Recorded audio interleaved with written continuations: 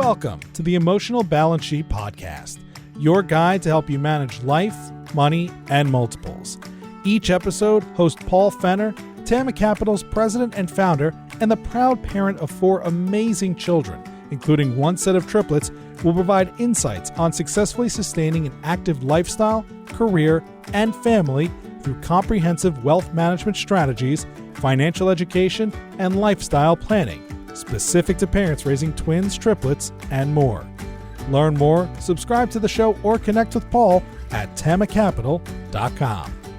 This podcast is for informational purposes only and should not be relied upon for investment decisions. Clients of TAMA may retain positions in the securities discussed in this podcast.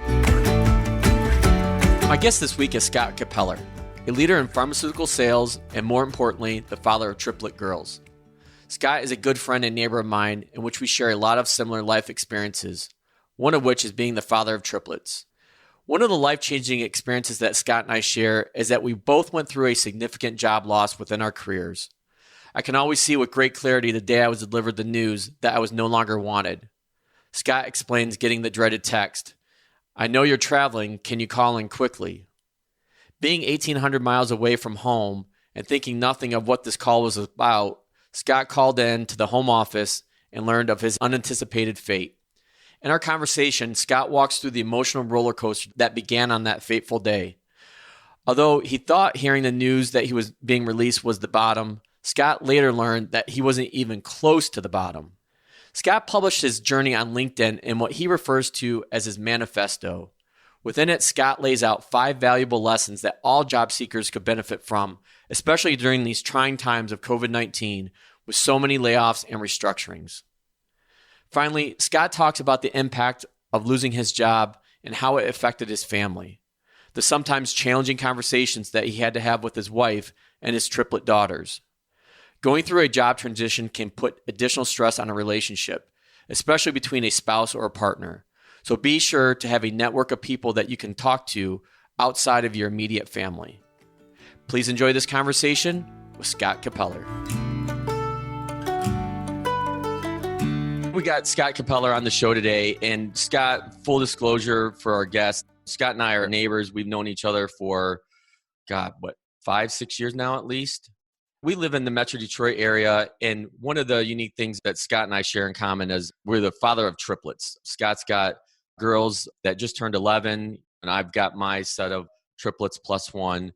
There's a lot of things that we share together, but one of the interesting things that Scott and I started talking about a year and a half ago is that Scott went through a job transition, and so given the state of where we're at with COVID-19 and a lot of the furloughs and people going through job loss, I thought it was apropos to have Scott on the show to talk about his experience in 2019. And on top of that, Scott, as he just aptly called it, is LinkedIn manifesto, if you will, the Summer of Scott, I think was the title of it. What prompted you, Scott, to write that article? So why don't you just start with a little background about kind of who you are and where you're at, and then lead into this job transition that happened in 2019. Yeah, the manifesto. One of my former boss called it that. So it's now been stuck as the Kapeller manifesto. I graduated from Michigan State many, many moons ago. Thought I wanted to go to medical school. Didn't go to medical school and moved into pharmaceuticals. And the hallmark of pharmaceuticals is job transition, whether your own company or out of a company. And 2019 was one of those years where I thought everything had aligned. It was the birth of the manifesto, but I would say even like the dinosaur, the Cretaceous period of that was 2016, because the same thing happened. I was with the company for 20 years, was on the rise, started as a rep, moved into management, moved into director, executive director roles. And after 20 years, we had a massive downsizing. This is after surviving 6 downsizings in 8 years. And I got tapped on the shoulder right before Christmas of 2016. And it was, "Hey, you're out." It was one of those, "Excuse me? Do you know who I am?" That was the start of kind of that manifesto, because I had to go look for a job. And thankfully, because all the networking, which I'll probably talk a lot about during this call with some of the questions we've talked about already, is I reached out to a ton of people. And I think within 24 or 48 hours, I had 3 offers. But as I said in the manifesto, I took my time and I found the right thing. At least I thought I did in 2017, and moved up quickly with that company, even to a higher level. Was a vice president of sales covering an entire country. Had executive directors, had a marketing department, had a sales department, all reporting through me. the manifesto is one of those things. It's almost like was a trigger point. It was just interesting because I got let go in the backseat of an Uber in Mesa, Arizona. So I don't know if that's going to be a Johnny Cash song. I guess he's dead, so he can't write it. But maybe Dave Matthews or something could write about it. I was let go in the backseat of an Uber in Mesa, Arizona. But we had a drug trial go bad on our drug that was 80% of the revenue of our company. And I got a call from the chief commercial officer like, hey, your job was eliminated. And I was like, when? And he goes, about 6 hours ago. I'm like, okay, can you fly me home at least back to Detroit? So that happened. And so I was back on the prowl again. And, the thing about the manifesto is what I did the last time when I did my job search compared to the second time was the first time it was, I got to get something. And frankly, I was sharing this. I was on a 78-week severance. So I could have taken my time. But as it said in the manifesto, I think so many times people, I think in this environment also have to realize, because I think COVID is taking us away from it, is you lose your identity to an extent. Your identity is who you are somewhat at work. Paul, you're a financial guy. You're also triplet dad. But when we introduce ourselves, a lot of times think about, oh, Paul, what do you do? Or Scott, what do you do? Well, I do this, and this is the industry I'm in. In Detroit, what's the answer? Well, what auto company do you work? Auto company. Yep. Yeah. What do you do at the big three, or what do you do at the supplier? Neither one of us are involved in those, but obviously somewhat our area depends on that area. But we don't identify ourselves as, I'm a dad of triplets in one, or I'm a dad of triplet daughters who are 11, which is funny because my social media, when you look at my job, it says husband and father. It doesn't say pharmaceutical guy. And I think when I finally wrote that, one of the other things I found, I think it's important for folks to realize who might be listening, is you have to be your biggest cheerleader. I came up with the term ghosting. My kids taught me ghosting. You get a text from someone and they don't answer, you got ghosted. It happens so many times with recruiters where they would tell you how great you look on paper and how great you are on the phone and your accomplishments are amazing. I'm talking to someone next week, I'll probably have something for you. And you never hear from the person again. And you start to realize that in a way, you're a product that unless they have a need for you, they're not going to call you back because they don't make any money talking to you. Right. And I think that's one of the things that you really highlighted in the manifesto was how recruiting works when you're looking for a job versus the networking when you're looking for a job. I don't know what the stats are, but it's far more likely that you're going to find your next gig through your network rather than a recruiter or a job board. Yeah. I mean, think about job boards. Those jobs have been there for so long, usually 30 to 45 days. And I would tell people that if you apply for something, you don't hear from something, you're going to get frustrated. But the other side of it is if you're applying for it, chances are they're already in their second or third round of interviews. And unless you're Bill Gates applying for an IT job, they're going to move on to the people they've already got through the process. Right. And from a legal standpoint, a lot of companies, they have to post a job for legal purposes. Yeah, 5 days. 5 days is what a lot of companies have as a legal purpose. They have to post a position. And here's the thing, at the level I was at, 90% of those jobs, you could get 300 resumes for it. They already know who they're hiring before the job's even posted, like it or not. And I think that was part of the tough thing. And the other thing too is I think a lot of people go for job title and not, okay, what exactly is the job? And have I defined what I want to do? Now, at the time in 2019, when I got laid off, I mean, the economy was great, tons of jobs. But I really sat down and said, boy, do I want to be a vice president again? Because I think my record for Delta flights in 1 week was 8 flights. That's amazing. When you're sitting at the Salt Lake City airport and your flight that was leaving at 7 o'clock, landing at 1 o'clock in the morning in Detroit now became a red eye because they have mechanical issues and it's going to take off at 10:30, which means you're going to land at 5 o'clock in the morning. And by the way, you have an 8 o'clock call. I mean, as somebody told me as I was looking, it's, were you married to your job or were you married to your life? And unfortunately, we all know what happens sometimes. A lot of times when you're married to your job, your life takes second fiddle. And I think when I took a step back, and it took me longer to find a job, because frankly, I had to convince somebody I want to take 2 steps back in my career. And I think that was the hard part. But the thing is, I was going to stay true to myself as long as I could. Now, my severance with my last company had run out. I was on unemployment. I wasn't going to McDonald's to work for $12 an hour, stocking shelves at Kroger just to make ends meet. I wasn't getting the $600 extra benefit like COVID now. I was getting $364 every week, but I wanted to stay true to myself. And that's what I did. And it was amazing when I found this job. To your point, it was a network. A guy called a buddy of mine. He had just taken a new job and said, yeah, I'm not looking, but I know a guy who would like to talk to you. That was on a Wednesday. I met the guy on a Thursday. We were wrapped up by Friday morning. I never hear of that quick, like bam, bam, bam, and it's done. Yeah. I had never met the guy before until we sat at lunch at a little barbecue place outside of Cleveland. Was it I-80 or I-90? 80, yeah. And we talked for like an hour and a half, 30 minutes in. He goes, okay, what's it going to take to get you? And did I overshoot him? Of course I did. I mean, look, if anybody says, well, I just need a job, I mean, that's okay, then I can give you nothing then. And he's like, I got to make a couple of phone calls to make sure I can get what you're asking for. And he came back and I talked to the chief commercial officer. I talked to the vice president of sales at that restaurant. And I was like, here's what you're getting with me. And it was, the question came back, well, why are you taking such a step back? And then, it was, to your point about lifestyle, I was always a present dad, or at least I thought I was. But when you're always on the road and it's 4:00 in the morning in LA and you're in a hotel and you have a 7 a.m. meeting, but your kids are calling you because they're just got up for school. And you're like, Daddy arrived last night at 11 o'clock last night. It's only 4:00 in the morning now. So Daddy has to go back to sleep. Well, it's like, he won't talk to us now. I mean, you hear those things and it rips you apart. And part of you wants to say, oh, did you have breakfast? Who paid for that? You like the house? You like soccer? But not too many 10 and 11-year-olds understand that. Right.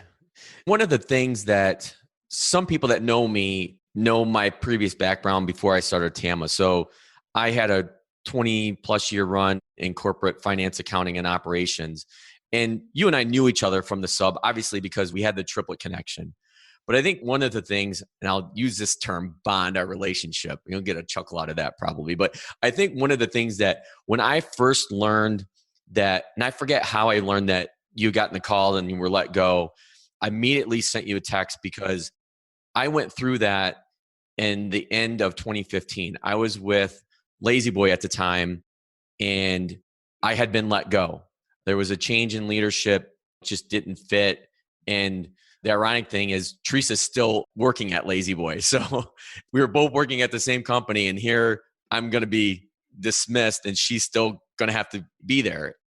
The fortunate thing is that Lazy Boy had a great package where they set me up with a group called Challenger Gray and Chrisman. They did outplacement services and it was run by Rich Spriegel. And hopefully I'm going to have Rich on the show as well to talk about this. But once a month, he'd have a networking group. The benefit that I saw with that networking group was just being around people that understood what you were going through. Because one of the things that you can only talk to your spouse or partner so much about it. And it causes friction in the house and there's tension. It's no doubt about it. Especially with young kids like we have, it's really tough. So it's not like you can always talk to your spouse or partner about it, but I felt like I had this group and that's where I really got the most value out of it. And it wasn't going in and complaining about your situation. Yes, sometimes that would happen, but then we'd all rally and pick each other up. I have a place in my heart for people that are going through that because I've been through that before. We have that shared experience. And so I think that's what led me to making sure I was reaching out to you and whatever I could do to help. And then it seemed like once a week we'd be running into each other at the library and getting updates like, how's it going? Where are you at?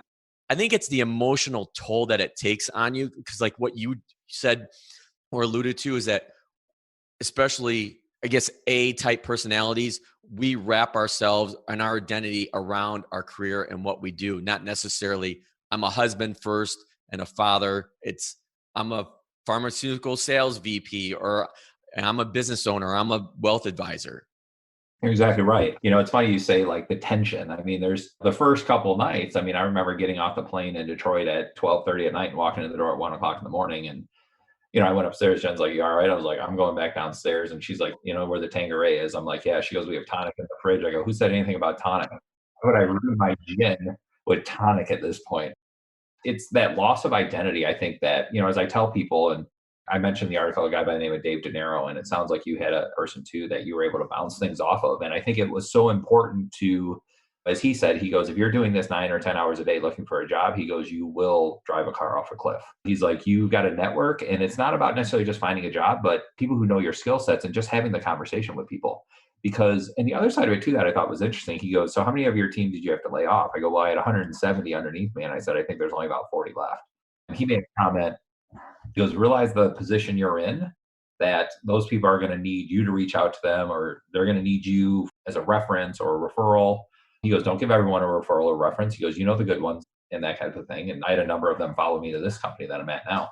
But the other side of it too was, if you're around a lot of people that are in that shoes, to your point, you can go right off the cliff quickly. Like, I can't believe this happened to us speech. And all of a sudden your hour session is 59 minutes of woe is me. And you have a bunch of Eeyores in the room. As I tell people, avoid the Eeyores, man. They are energy vampires. Because at one point, isn't there a cycle of going through? It's like first is it happens, then it's the reaction. Well, they kept that person because of this and da da da da da. And so you try and justify it. And then you realize no matter how much I justify it, it doesn't change the situation I'm in.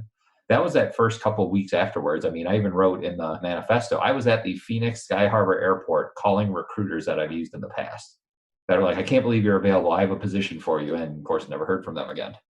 And that's to your point around type A. I had to take a step back and I had to realize, what do I want to do? Honestly, I don't know if I want to keep Delta Airlines in business every week. In 2018, I did 119 nights at Marriott, which my kids love because we go to Grand Cayman and they open up. We have this suite that overlooks the entire beach. And then you get your bill and then they go, sir, we credited your $3,000 bill to you. Thank you for staying at Marriott. Really? It's like, yeah, we paid for it. If I would have known that, I would have had the much better wine instead of the. It's that loss of identity that I think so many people, at least I did, and I guess I'll speak for myself. I won't speak for. I'm a sole breadwinner in the house. Jen stays home with the kids. Notice I said breadwinner, not the person who's employed, because I promise you, she probably works way harder than I do. So if she ever listens to this, there you go, hon. Work harder than I do, and I'll hear that forever. But it's okay. Well, I have mortgage payments. I have soccer payments. Avery has swim. Devin has dance. A car payment. We belong to a country club. All those payments, those don't say, oh, you're unemployed. Yeah, why don't we give you a couple months off while you figure out what you're doing? No. They still expect to be paid. And I think the financial aspect too kept me up a number of nights. What am I going to do? And the nice thing is that we've been pretty smart. I mean, financially, what I made probably 7 years ago is still what we base our budget on. And everything, any raise, any 401k, anything we've done has always just been into savings from that amount. And it's higher than it was 7 years ago, thank God. The technical term to that is called income creep. And I talk to my families that I work with a lot about income creep and maintaining that lifestyle that you want. But every year when you get those raises or those bonuses, you don't plan on them. They go to whatever financial goal or priority that you want, whether it's saving for retirement, saving more for kids' education, looking at different other investments, and putting together a reserve fund. That's one of the things that you and I talked about. Like, you had that. You already made the smart decisions to be able to make sure that if anything ever happened to my job, then, okay, we're at least covered whether I had severance or not. And a lot of people aren't in that boat. And that's one of the things that I talk about early on when I meet with families is risk management. Talk a lot about dying and death. Do you have an estate plan? Do you have insurance? But then it's like, what do you have as far as a reserve fund? If you lost your job tomorrow, how many months could you sustain your current lifestyle? And do you know where you would be able to cut back? And do you know how you would be able to cut back? So that's one of the things that I work with people on is using some tools, whether it's a mint.com or just your regular credit card, or at Tama, I have a client portal that people can see their transactions and know the categories that they're spending on. So they have some idea. A lot of people, they just don't have a clue. I have a color-coded Excel spreadsheet. So here's the thing. People are like, God, you're a little neurotic about it. And I'm like, that's what I needed to do to get to, I don't want to say, where I am today. But we looked and I thought, based on emergency reserves and all that stuff, we figured we could probably go 2 years before all of a sudden it's like, ooh, now we got to tap into things like retirements, IRAs, 401ks. And that doesn't mean, look at me, I'm rich. We don't live a lavish lifestyle. We live in the same house, similar to what you guys live. It's a middle-class suburb, good schools. Our country club bill is like $300 a month. So it's half of what most people's car payments are, if not a third. The biggest thing was getting ahead of it. And the biggest thing we thought too is when I got let go, it's like, okay, what do we have to cut back on? But the biggest thing is we didn't want to tell the kids, well, you can't dance, you can't swim, you can't play soccer. We had to cancel a vacation we were going to take to Aruba, which now got canceled again because of COVID. So there must be something about Aruba they don't want us to go. But I think the key there was, it was sitting down with Jen too, when the kids weren't around and it wasn't difficult discussions at all. It was just saying, hey, here's where we're at. And here's what we need to think about. Maybe this trip here or this trip here. Maybe we change that to let's drive to go see somebody in Traverse City. And let's go there instead of hopping on a plane and going somewhere in Disney World or something, which I think the kids were disappointed, but it is what it is. And frankly, it was really tough to sit down with them and tell them that, hey, I lost my gig. And it was the second time. I mean, they didn't even know the first time. They did not know that I lost my job. And frankly, I was only out of work for about 2 months, so it wasn't tough to hide from them. But this one was tougher because they were used to me leaving Sunday night to fly to Boston. I would put them to bed at 7:30 or 8, and I'd drive to Metro and be on a plane. Thank God we had all of our reserves and everything done. To your point, I like the word income creep. I've never heard of that one. I don't know why I haven't heard of that, but it's something we've just done to be smart. That because my industry, and in a way, we're kind of like the autos with, we downsize. I mean, every few years, once a drug goes off patent, a clinical study comes out that takes away your market share, start saying, well, do we need 300 sales reps? We don't. And all of a sudden, that's the first way to get rid of cost. We'll put a link to the show notes, the LinkedIn article, as we keep referring to as the manifesto. But if I go through that, Scott, obviously, I think your step one was take a breather. And I think you had like 3 or 4 steps. So why don't we touch on those, kind of summarize that and quickly? Because I think a lot of people that are going through what you went through and what I went through now, I think that they would find that helpful. So number one is take a breather. You've got to take a breath. You have to realize you just had a massive, what do they say? It's loss of a loved one or loss of a spouse, divorce, loss of a child, and then job loss is like number 3, 4, or 5 on the human social depression / anxiety scale. I'm sure I'm butchered what it's called, but you get the point. The amount of pain you feel. And there were a number of sleepless nights, or I should say gin-induced sleeping nights, in my case. And you have got to take a step back. You have got to take a step back, and you have got to do a mental kind of inventory. You have to do a physical inventory. You have to look and say, boy, what am I going to do to fill my time now? Because all of a sudden, I went from backseat of an Uber to the next day where my email was shut off. Well, what did I do every morning when I woke up? I checked email. And I can't do that anymore. I used to have a call with my marketing person. Well, I don't do that now because I'm not employed. And I think you got to take a step back and realize that the thing that occupied, at least in my mind, 10 to 12 hours a day is now gone. And you can't sit there and do nothing. You've got to do something. And so it's taking a step back and not contacting recruiters, getting your resume ready, which is the number one thing. Well, I have this time now, so now I can do it. No. You need to take time for yourself. And I didn't do that. I didn't do that for a few days until I met this guy named Dave De Niro, who's like, I just need you to take a week off. I need you to go somewhere. You're worried about losing your house? No, I wasn't. Any of those things. He goes, then you need to take a few days. What do you like to do, Scott? Oh, I like to work out. I like to play golf. I like to do this. Then go do it. I was like, well, Dave, it's the middle of February and it's Michigan. So I don't know how much golf I was playing. But I remember the kids would go to school and I'd go see a movie. I bet you I saw 3 or 4 movies a week. My wife would text me and go, what are you doing? I'm at a movie. Where the heck do you think I am? I did that a few times as well. On one hand, it was so weird. And on the other hand, it was like liberating. Yeah, you've got to do something where, and the funny part is, and Dave made a good point. He goes, the first thing you have to remember in this is you will work again. So take a deep breath. You will work again. I have no problem sharing it. They gave me 6 to 7 months of severance. So I had time. And the average job search at that level was 6 to 9 months. And I remember him saying, like all my buddies, I would text them. It's like, hey, what are you doing? They're like, I'm working, you unemployed bastard. They were mad at me almost too. I mean, obviously it was a playful mad. Like their wives were like, can you please leave my husband alone? He cannot golf with you today or go to a movie with you or whatever. It's like, why? I mean, I'm not working. And frankly, I kind of enjoyed that role for a while because I would be texting my buddies going, wow, look, and come June, I was still looking. And I would take a picture of like the 3rd fairway at my country club and go, oh my God, look where my ball is. And my buddies would be like, I don't want to repeat the swear words I got back in my text. But when I say take a breath is step one, it's not just that first week. All placement counselors said, you need to take a breath every single day and realize you will work again. Because I promise you, because my sister just went through this too not too long ago. She got a job and she goes, crap, I only have 2 weeks before I start. And when I got my job, I had 3 weeks. And I can tell you, I packed so much fun into those 3 weeks. I think I golfed 18 holes a day. I took my kids somewhere. I had fun those 3 weeks because that was the last 3 weeks of vacation in a row where someone was paying me. Take a breath is more than just, hey, you just got laid off. It's you got to take a mental inventory because you're going to make mistakes. I compare it to a relationship. If you break up with a girlfriend or a spouse or whatever, a lot of people, I'm going to get right out back and go right back in the dating pool. You might want to just take a step back and you kind of have to do a self-inventory. And I think it's so important when you take a breath. Right. I think the second step that you laid out, I think you called, I'm using air quotes, the process. Is that right? Yeah. Oh, the process sucks. It's speed dating. I mean, that's what it is. Because you go to Indeed, you go to Glassdoor, you network, you do all these things. And you talk with recruiters. I mean, recruiters call you constantly. Oh, I hear you're available. I just want 10 minutes of your time and blah, blah, blah. And your resume is fantastic. You should have no problem finding something. Great. Can you help me? Well, I don't have anything right now, but I'm pretty sure you'll find something fast.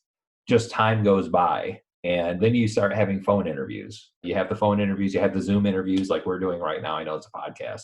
I don't know why I got dressed up for your podcast. That's just the type of guy you are.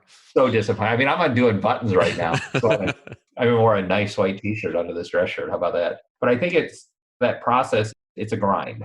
And part of that process is, I think, because I've had friends that are laid off now and they're like, man, I'm working from like 6 a.m. to midnight every day trying to find a gig. And I'm like, they don't just grow during that time. You need to do your networking. You do 3-4 hours a day and then go do something else if you're on severance. Even if you're not on severance, you've got to be able to have that break, because looking for a job is awful. I mean, it's almost like a single person who's desperate to get married, trying to find the right person.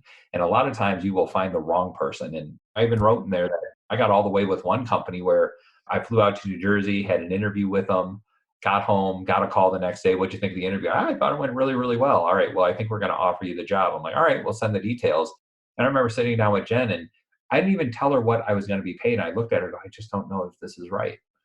And that's part of the process too. And I called them the next day. I thanked them for their time. I said, look, you're a bunch of great guys, but I just don't think I'm the right person for this role. And I was worried they were going to be like, well, why'd you fly out here? They were fantastic. They were like, man, it's so refreshing that someone turned us down and called us live and said, this is why I made this decision. I was like, well, I was going to email you. I said, I think you took the time with me. I owed you. And I think, but the process can be a grind. I don't know how many times I flew somewhere and did an interview. I mean, there was one time I went to a company in Boston that's a pharmaceutical biotech that I went there.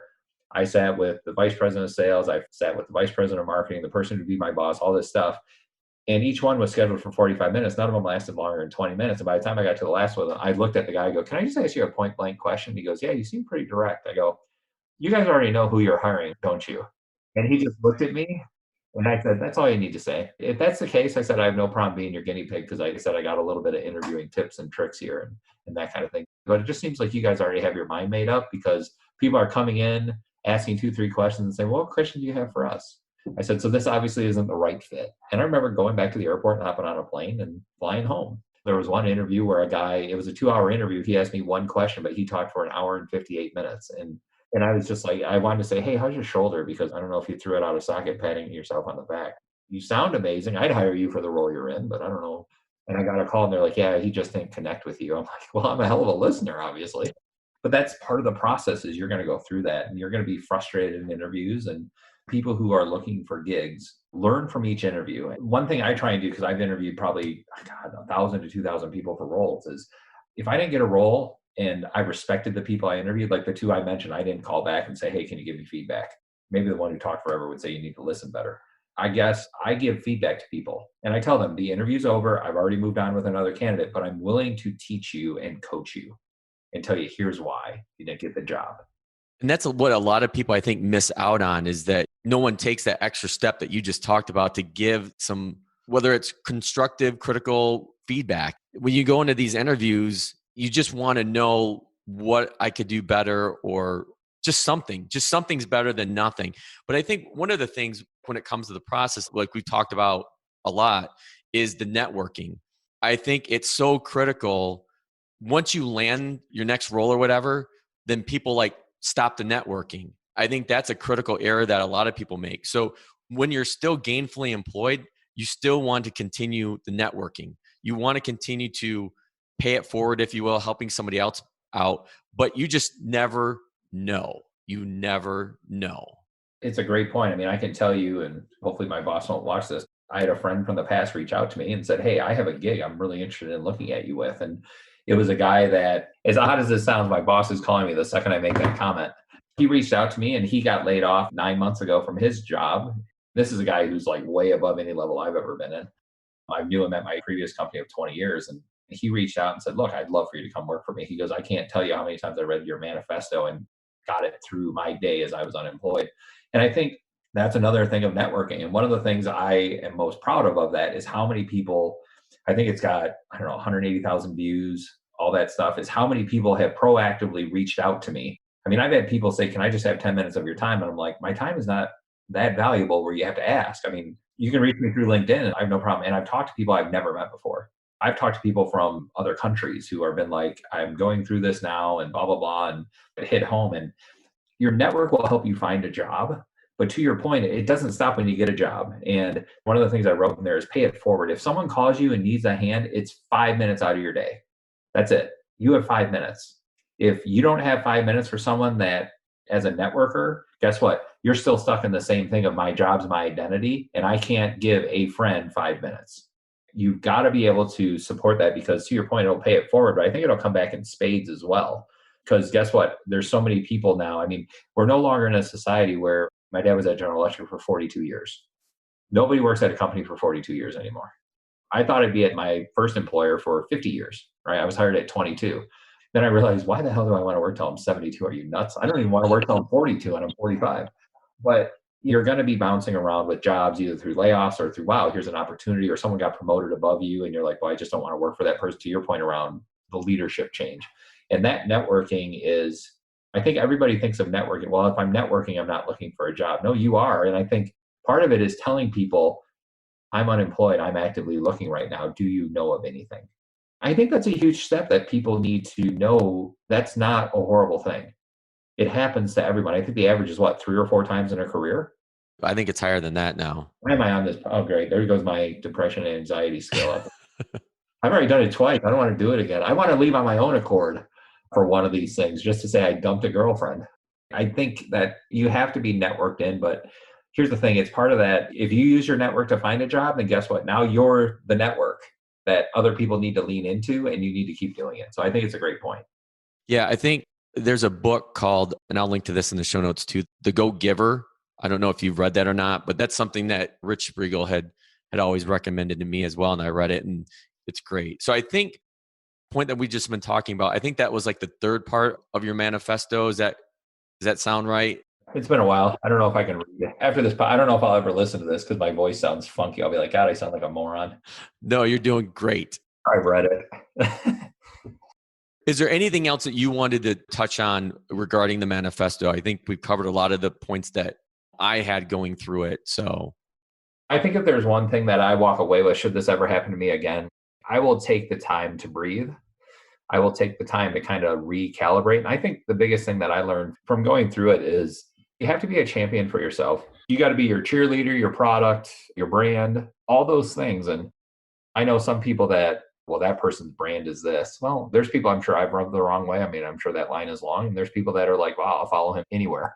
And I think the biggest thing I tell people that I network with is just be true to who you are. If you're the jerk in the room, be the jerk in the room. It's be true to yourself, breathe, network. And when you do land that job that you have, I think it's your job to, you are up the ladder, down the ladder, et cetera. Your job is to extend a hand to someone else who needs to get on the ladder. I can tell you that when you start looking, if I had a nickel for every time someone said this, well, I know who my friends are now that I've been let go. Well, remember, guys, most of these people are your coworkers. I know we talk about friends at work. Unless you're having them over to your house on the weekends and beers and all those things, they're your coworkers. I have 10 people that work for me. I'd love to consider them like a family and friends, but guess what? My family's on the other side of the door over there outside of my office. And my friends are people that I'm going to text with after this and say, what time are we golfing tonight or tomorrow? My coworkers are people who are on Zoom conference calls with me each week that have a role and responsibility that I hold them accountable for. So I would be careful when saying, well, now I know who my friends are. No, you know who the people who are allegiant to you somewhat, that are givers, the go-givers in your mind. So, but just be your cheerleader and pay it back. I mean, the last thing too, and I'm rambling probably, is have someone that you can go to that's going to be real with you. Yeah, that's a critical point. It gets back to what we were talking about earlier. Like, you need that constructive feedback. You need somebody that's going to be there to give you the hug when you need it or the tough love when you need it. Yep. And here's the thing. It can't be your spouse. It can't be your parent. They have a different role in your life. You need that third party objective person to be like, you sound like you're in the dumps. Why don't you take a day off of doing this and let's talk tomorrow? And I've had that conversation too with Dave, who worked with me. And there were times where he said, okay, what's your plan? And I'd go through it. He goes, okay, that's not a plan. That's a wish list. And part of me is like, God, this guy's an asshole. But guess what? I can tell you that Dave DeNiro got a pretty nice bottle of wine and a thank you card from me. And I still keep in contact with him because just his advice is what I needed to hear Not necessarily what I wanted to hear, but it helped me get to where I am today. Let's transition to a couple of the last topics we want to talk about is life with triplets during COVID. Oh, dear God. What's that been like for you and Jen? Yeah, so I'm surprised we're not a Dateline episode yet, to be totally honest with you, because when you have triplet 11-year-olds, I mean, I don't know why I got talked into giving them cell phones for their birthday this last month, Oh, Scott. which I don't know why I did that. I mean, I don't know why Verizon had to, just when we were talking about it, I get a thing that says you can get 3 iPhone 7s for free. And so if you upgrade your phone, I'm like, oh, okay, why not? So I upgraded my phone and they got free phone. I could say in the beginning it was tough. I would say that our patience and our tempers probably flare a little bit more than they would in a normal environment. And there's probably times where I have to take a step back and say, boy, am I being the dad, the husband I want to be? That doesn't mean I'm out at the bar every night running around chasing skirts and those types of things. So that's just not who I am. I have 4 women in my life. I can't keep happy alone. I don't know if I need a 5th. No, I tell Teresa all the time, I'm like, I have no room. It doesn't even cross my mind. No, no. Are you kidding me? I mean, I have 4 women yelling at me. Like I said, I don't need a 5th yelling at me or a 6th. I would say that the beginning was probably a struggle. I think then we learned to live with it. And now I think at times tensions flare, right? I mean, we have triplet 11-year-old daughters. They're going to argue. They're going to fight. I understand the arguments. Jen's an only child. My wife's an only child. So I think she goes, are they ever going to get along? I'm like, my brother's a year older than me, and we text or call each other 3 or 4 times a day. And in that age group, we were fighting every moment of the day. So I try and tell her, yeah, they'll be best friends eventually, but that's the age they're at. But I know we're going to talk about school a little bit, so I don't want to jump ahead. But I think with the online learning was tough because all the electronics, I mean, they have a Chromebook from school, they have an iPhone, we have a Mac computer. I think they're to the point where the next YouTube video they click is, you've reached the end of YouTube. Please go do something constructive. YouTube 2.0 doesn't launch for another 3 years. But it's been hard. It has been hard. And here's the thing, as I tell my wife, it's tough to judge us because if you look around, every person in our neighborhood, Paul, and you included, we've never been in this situation. This is all new. There's no playbook. You don't say, oh, we're in a pandemic and the kids don't have school. Here's what we're on step 7. There is none. We're learning as we go. And are there times that we have to take a step back and say, wow, I'm really being mean right now. Let me go hug my kids right now and just say, hey, it's been tough. It hasn't been easy. No matter how big your house is, the walls start collapsing after the first week. That's right. And, full disclosure, my experience in this, I probably haven't hugged my kids or Teresa enough. I've been so caught up in some of the minutia of it, and obviously running TAMA and making sure that my other almost 50 families are taken care of. My clients over the years, they've become family, an extension of our family. And I've had a few of them call me and like, how are you doing? Like, how are things at home with Teresa and the kids? And I'm like, it's really refreshing to hear that from a client or family that I work with, that they want to make sure my mental well-being is still intact, that I'm managing all their life assets. It's different with us because we've got 2 boys and 2 girls. So with the boys, I really try to empathize, because think about it, like if we were 9 years old and we had this electronic device where we had to do all of our homework on it, but then it had the YouTube button, and then it had all the buttons with our favorite games. There's no amount of willpower for a 9-year-old boy or 10-year-old, or whatever the age is, to be able to not get distracted. That's where I don't know where this virtual learning goes, where it's not necessarily all on a device that can be distracting. Maybe it's like just getting back to a darn book. And that's the thing, right? It's too easy to click away. I mean, my kids asked, Daddy, did this happen to you when you were a kid? I was like, no. I tell them, I was like, you guys realize I graduated from high school in 92 and college in 96. I remember the internet in college, but I don't remember it being the internet in college. I went to 3 West at Michigan State University and studied with my brother and our roommates and buddies and stuff. And I remember pulling out textbooks. I didn't have a phone to look at. Like if I wanted to have fun, I'd have to shoot a rubber band at somebody across from me instead of sending them a text that says, hey, you're ugly. I mean, I would set a watch and say, hey, at 9 o'clock, we're leaving here and we're going to B-Dubs to get beer. Okay, perfect. That sounds great. It's a whole different world with kids now. And I think my concern a little bit with our kids and just about every kid is there are so many distractions right now. TikTok, Instagram. They don't have a Facebook account yet, thank God, but they're reading things on the internet. And they're coming to us with questions that I don't know if I'd ask my parents when they were 11, when I was 11. Well, that's good that they're asking you. Yeah.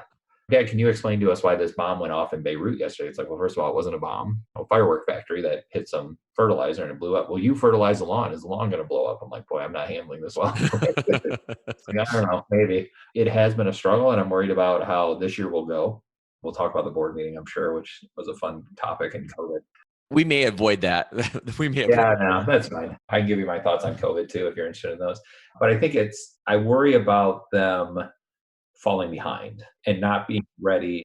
And here's the thing I keep having to tell myself. They're going into sixth grade, which is the first year of middle school in our school district.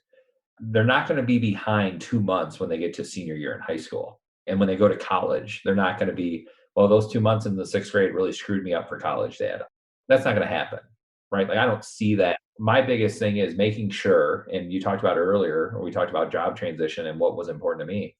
Now, when I come home from work or I'm done for the day, that I'm sitting down with them and reviewing for like half an hour or 40 minutes, like, what did you guys do today?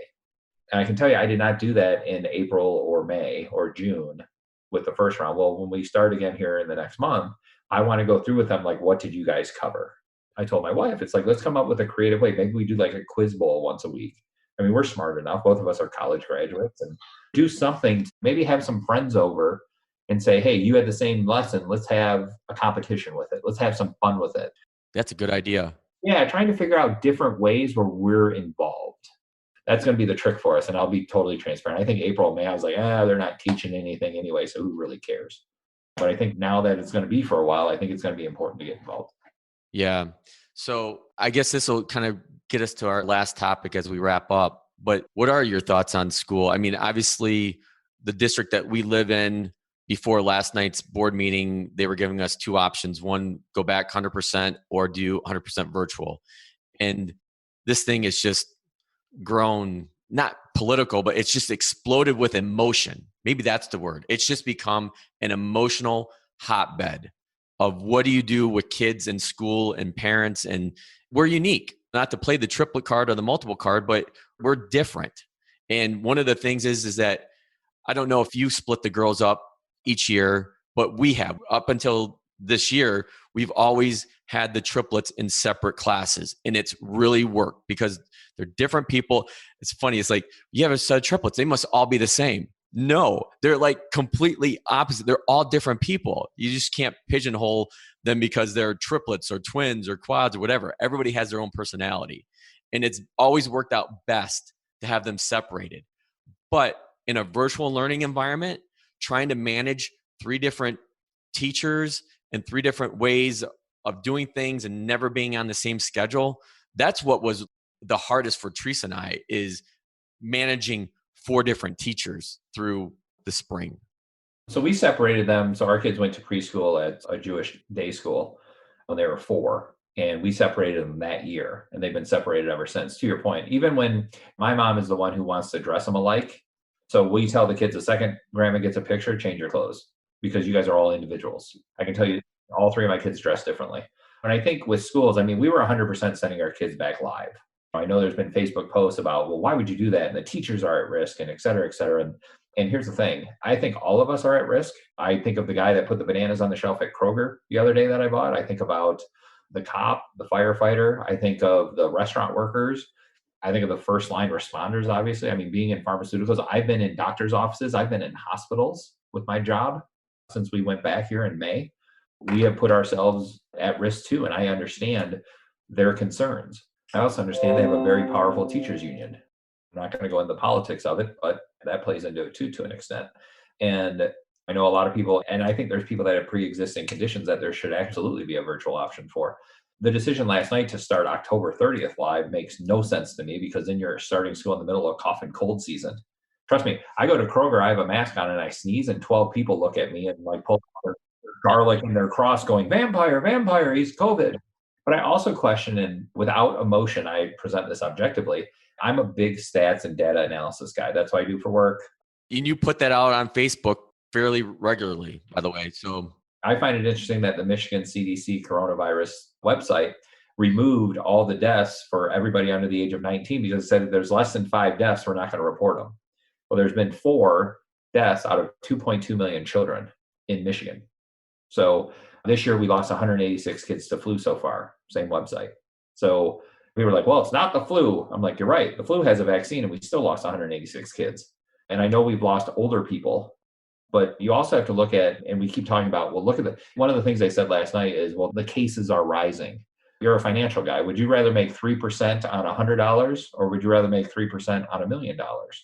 That's the analogy I would use because our positives have been from 2.9 to 3.9 over the last how many weeks? I think it's 8 or 9 weeks. But our testing's gone from 15,000 people to almost 40,000 people a day. Well, you're going to get more cases when you test more. I also think when people talk about asymptomatic transmission, you can't make the assumption that someone that's asymptomatic is just going to give it to people, then that person's going to be in the hospital because they got it from an asymptomatic carrier. Asymptomatic people give asymptomatic disease to other people all the time, and those people are asymptomatic, which pass it on. And I guess the last thing I'll make a point out of the way I was comfortable sending them to school is CDC even came out, and the news doesn't report it, is they're saying that the number of cases we have in the United States is anywhere from 6 to 12 times as many as reported because people only got tested when they were really, really sick for the longest time. And we have thousands, if not hundreds of thousands of people with asymptomatic viral loads right now that would test positive, but they don't know it. And those asymptomatics are causing more asymptomatics as well, not just symptomatic disease. So I would rather have my kids in school knowing that the hospitalization rate and the case fatality rate is, I think at this point, it's 2 out of every 10,000 for kids. I'm with you on that. And I think from my perspective, if you set the emotional bit of it aside and just being scared to a certain point, I look at it, especially with my boys, it's a different mindset. When they're in school and their mindset shifts. They know that there's structure. They know what they need to do.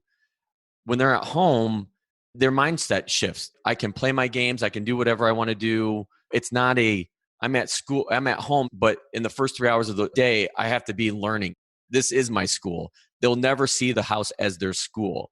Some kids probably have adapted well, like our oldest triplet, Madison, our girl, she's done really well. Our boys have struggled a little bit about it. And again, I go back to that, having a level of empathy with them, with the devices and things like that. But some kids can make that mind shift and some kids can't. And I just thought from our perspective, from Teresa and I, we were planning on going back because we see the data as well. But I wanted our kids to be in an environment where they could socialize again, because that's the thing, like we talked about, I think last week, you're not going to keep kids from socializing in our neighborhood. They're all going to be around each other. They're all going to be playing. Look at the cases that have been in the news recently. You had 185 people at Harper's in East Lansing, which holds a special place in my heart because that's where me and Jennifer had our first date way back in 2003. And they had 185 people, but through contact tracing, there's been 0 hospitalizations or 0 deaths. So why are you, oh my God, look, they all got together and look how much they spread around. Yeah, but nobody went to the hospital. Nobody died through all the contact tracing. And then you have this Chelsea, they had this, or was it Celine? They had the huge graduation party where 40 people became infected. Once again, contact tracing, no deaths, no hospitalizations. And in Georgia, you have a camp where 80% of the camp was COVID positive. Well, the next question weren't answered. How many went to the hospital? How many died? The answer is 0. We don't report flu that way. So why are we reporting it this way? People are now talking, well, the long-term effects of this disease are now happening. I was like, you can't have long-term effects 4 months in. And flu has long-term effects too. So I think when we looked at it, to your point, I think you're looking at the reward of school versus the risk as we were. And I think it's safe for them to go to school, wear a mask, 6 feet of distance, etc. But I think the biggest thing that we've gotten wrong so far is we're not asking those secondary and tertiary questions. Okay, well, 7 people died. Do we have any underlying conditions with them? We have proof that there's been people that have been in motorcycle accidents, post-mortem have been tested for COVID and counted a COVID death, even though COVID didn't take the motorcycle and run it into a wall. That's my concern with some of the statistics. And that's why when CDC comes out and says, hey, it's safe to go back to school, why don't we listen to those experts then? So that's, I don't know. I think the kids should be in school, but I'm not on the school board and it is what it is. And we're going to do the best we can. My thing is, as I talked with my wife, is how do we change it for them? How do we change it for our kids this time? Agreed. So that's, I think, a good place to kind of end our conversation. But as I'm stealing this one from another podcast friend of mine, Patrick O'Shaughnessy, who has Invest Like the Best podcast that I listen to, he's come up with this great closing question that he asks all of his guests. And Patrick, sorry, I'm going to steal this from you, but his question is, what's the kindest thing that anyone's ever done for you? I don't know if it's one thing. I will say it's a group of people that did something for me, and that's shaped me who I am by giving me we use the words tough love. I think of my parents. I think of mentors at work that I still talk to. People that had the courage to tell me things I didn't want to hear, knowing that I would debate the living shit out of them to tell them they're wrong. But then realize 24 hours later, it's like, that person was telling me something that I needed to listen to. Because I can tell you that skills and talents and stuff can take you so far. But if you listen to the people who truly care about you and give you feedback and say, you know what, you really need to change this. Here's the perception in work, it was, Scott, you're probably the smartest person in the room, but holy mackerel, dude, you railroad some people and you shame them practically. And that's tough to hear. It's like, well, it's not my fault they're dumb. That was my usual reaction, but it was like, well, take a step back and how do you build consensus in a group instead of just because you're right doesn't mean that it's the right thing we should do. And having those types of conversations with people at work, in my personal life, and the coaching I've been given and the opportunities that have been brought because I've made those changes, that's what I would tell everybody, whether you're a kid on a baseball team or whether you're an adult in a job. Listen to those people that provide you the feedback that probably rubs you the wrong way. But in a way, the devil on your shoulder is going, yep, that's 100% true. So when I hear what's the kindest thing, I honestly think that's one of the kindest things anybody has ever done for me is because they had the courage to say, you might not want to hear this, but dude, you have such potential, but you are your own worst enemy. And here's why. And I think when I look at the kindest things, I think of my parents and the lessons they taught me and the things I didn't want to hear. I think that's who shaped me who I am. And that's what gives me a lot of my morals and values. And I think that's the best gift anybody could ever give you is just to be honest with you. That's a huge thing.